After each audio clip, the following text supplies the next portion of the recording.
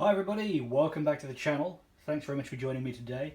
If you're watching this in January, Happy New Year. Let's hope it's a good one. Happy New Year to all of you. Today we are looking at a boat model, and this is a model I finished just after Christmas, actually, just a few days ago. This is the 1986 Chevrolet Monte Carlo SS by Revell, or boxed by Revell, in 1/24th scale. I think this is one of the older monogram kits which has been reissued by Revell in the Revell packaging. It certainly has a sort of monogram feel and quality about it, which we'll have more of a look at in a moment. So I did an unboxing of this, which is also on the channel. You can go and see that, see what comes in the box. I've built mine not quite box stock, a little bit modified, not much, but just to give it a unique look, which is what I was looking for with this car. So the inspiration for this came from a TV show called Breaking Bad, which you may have seen. And there's not a car exactly like this in the TV show. There is a similar one. I think somebody does drive an 86 Monte Carlo. Not quite the same as this. I think it's what they call maybe an aeroback. It's got a large glass rear window. But this captured the look of the sorts of vehicles that some of the guys drive in that show, or those sorts of people, if you know what I mean. Although I'm sure lots of people drive cars that look like this who aren't involved in those sorts of businesses.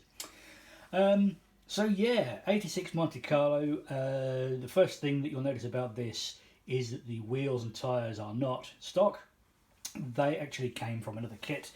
They came from this kit, if I can just get that in frame.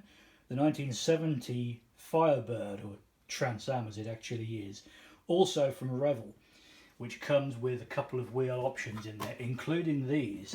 I didn't really fancy them for the Trans Am. I haven't built that yet. I just had it in stock and thought actually the wheels and tyres that come with that would give the right sort of look to this car. So the wheels and tyres, and also the wheel backs that you can see there, which sort of represent the brake discs or brake rotors, are from that 1970 Revell Trans Am kit. In the boxing that I've just showed you, which is the end opening Revell of Germany type box. I'm not sure if other boxings of the kit have those custom wheels in as well.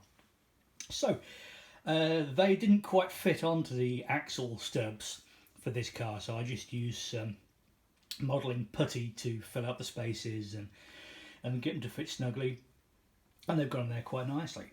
I think in reality this car would probably run on airbags. It would probably have hydraulics to change the suspension setting, enabling it to sit down low or raise up high.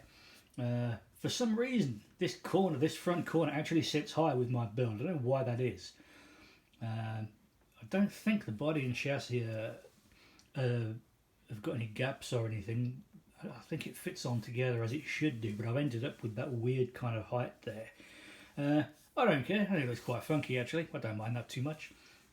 The other thing I did with this kit, which is not exactly a modification, but again it's something that wasn't suggested in the instructions, is I've darkly tinted the windows, the glazing, using the Tamiya Smoke Clear, which is made for that purpose, just an aerosol of that. A few coats on the inside of the glazing. I did the side windows, those rear sort of quarter glasses, and the rear screen. I gave those a couple of extra coats so they would be darker, leaving the windshield just, you can just see through there a little. It's a little bit clearer. The kit itself goes together really well. I found the fit good, detail pretty good as well. I think the kit probably dates from the 1980s. I don't know if it came out in 86, but I think that the research I've done shows that it came out in the 1980s, I'm fairly sure. And it's really not bad in terms of detail and fit and so on. This boxing of it does come with some nice inclusions, such as the decals there for the side marker lights, the red and amber, and instrument panel decals. It also comes with two complete sets of coach lines, like pinstripes for the Monte Carlo SS. two different colour variations of stripes come with it, depending on which paint colour you choose. I didn't put them on this car. This is supposed to be a car which has been modified by its owner, had a complete respray, and it doesn't feature any of the SS decals. That's the only reason I didn't put them on, just because I wanted to go for this look. The decals look pretty nice. If I was doing it in a stock colour, I'm sure I would have used them. In terms of details, so those rear view mirrors, side mirrors there, complete with the reflective pieces, little mirror glasses. They're separate parts, that's quite nice. Door handles are moulded in, as are the windshield wipers, which hide away behind the bonnet, behind the edge of the hood there. Other separate pieces, so the headlamp assemblies with the headlamp lenses are all separate, as are those concealed, sort of tucked away lights, which I think are turn signals and maybe parking lamps there. You get the clear red tail lamp lenses and clear reversing lights there, I think those are. There is also a high level brake light just inside the rear screen there, which you can't see on this model because of the dark tint on the window. Quite nice exhaust systems. When I put them on, I found one side was hanging kind of low and a bit obvious, so I made the other one the same. I quite like the look of that, actually. I thought it looked pretty cool, quite mean. And the interior on this one, I went for a two-tone colour scheme, so it's just a satin black for most of the interior, door panels and the seats, and then with that pale grey finish on the seat fronts, in the front and rear of the car, which looks similar to a stock interior scheme that I found images of online. Not quite the same. Again, maybe whoever modified this car, if it was a real car, maybe they also had the interior retrimmed. Let's have a look under the hood here, the engine compartment. Hoping I don't break anything taking this off, because it fits pretty nice and tightly. There we are. So there are two options in the kit. There's a carb setup, and then there's this, which is what I assume, well, it's fuel injection, I can see that.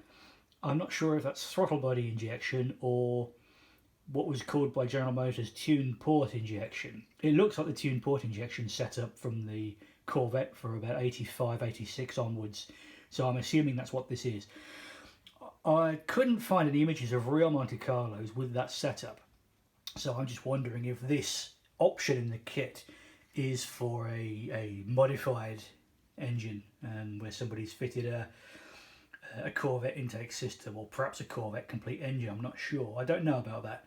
I don't think that represents anything stock from the original 86 Monte Carlo, but I think it's quite well done. I really like the fact you can see you've got the airflow sensor, the air intake there, the trunking, the plenum on the top there with the inlet pipes running down to the fuel injection setup on the top of the engine there. Pretty good. Quite a nice engine bay in all, actually, with the various fluid reservoirs there, brake master cylinder. There's quite a nice serpentine bolt with the various engine ancillaries on, which you can't see there. And some decals there that go on the battery and a couple of other places in the engine. What looks like a build plate there on the front slam panel. I'm a big fan of that kind of thing in model car kits. I think that's really great. So there we go. That is the 1986 Chevrolet Monte Carlo SS in 1/24 scale by Revell. I recommend it. If you've got a bit of a thing for 1980s cars, I think you'll certainly like this one, and it's a nice recreation of that good, sort of that last of the line of big square rigged coupes, I think, as well. There we go. Hope that was interesting for you. Thank you very much for watching.